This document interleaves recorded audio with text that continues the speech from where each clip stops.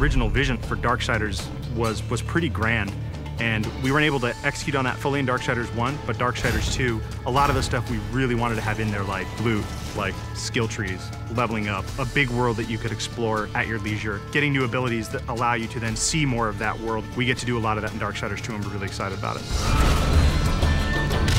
When we were coming up with the loot for the game, we had a lot of fun. We knew the weapon types and the armor and stuff that Death would wear, but obviously we want to have a lot of variety and allow people to really make their guy look different from their friends. Let me tell you about loot. It's the best new feature we're adding to DarkSiders 2. You get to pick whatever gear you want to use. Do you want to use a heavy axe? Do you want to use a faster set of claws?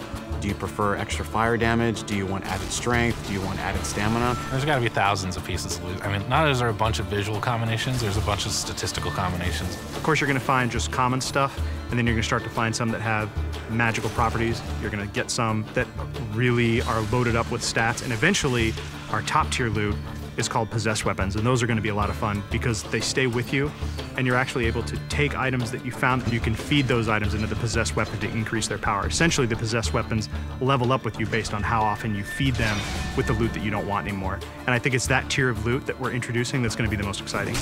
In DarkSiders 2, we've got a skill tree.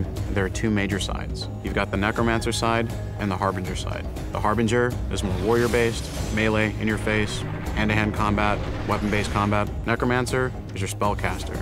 Your big nukes, fire, arcane, lightning, all that cool stuff. There's certainly not a chance to just stand in one place in DarkSiders 2. The characters are more aggressive in this game. They're kind of up on top of you very quickly. So one, you have to think a lot quicker than you did on the first one. But because you've got so many different tools to handle that combat now, players can handle it in a lot of different ways. They can hold back and use a lot of the magic if they're not very good at the melee combat, but you can also get in and get through from a very up close and personal style of gameplay. So it's really down to the type of player who's playing the game.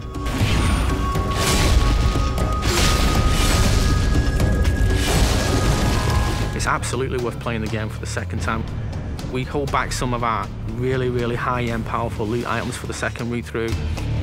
There are quests that are going to force you to explore the world into nooks and crannies you didn't even know existed, and to go down through some pretty serious content. And some are funny, some are serious, but there's a lot to see. It sort of harkens back to the elements that were special in old school games. That's what we really wanted to pack into DarkSiders 2. We want people to sense our passion.